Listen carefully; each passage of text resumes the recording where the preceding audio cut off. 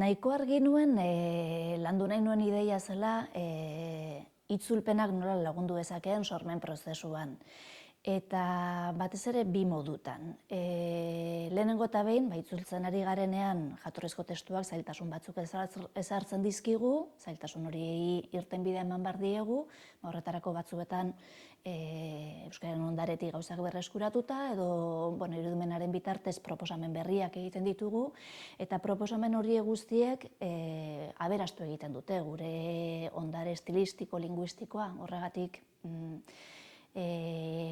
idazle izan nahi dutenei ematen zaien aholku hori idazten trebatu nahi baduzu itzul ezazu, uste dut bat natorre aholku horrekin, eta hori landu nahi izan dut, ariketaren batekin. Eta gero bestetik, bigarren bidea edo, hau ere askotan aipatzen den kontu bat, baina itzultzea testu bat oso poliki eta oso arretatsu irakurtzea da. Eta egia da, itzultzen ari garenean ikusten dugula beste idazleen gandik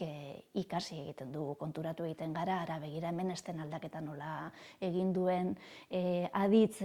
denboraren aldaketa honen bitartez nola kokatu gaituen beste plano honetan, edo ze ikuspuntu aldaketa egin duen hemen izen ordainak modu honetan edo bestean erabilita, eta hori itzuliz, irakurriz baino hobeto ikusten dugu, eta uste dut hori ere oso bide importantea dela idazten trebatzeko eta idazle honen gandik ikasteko.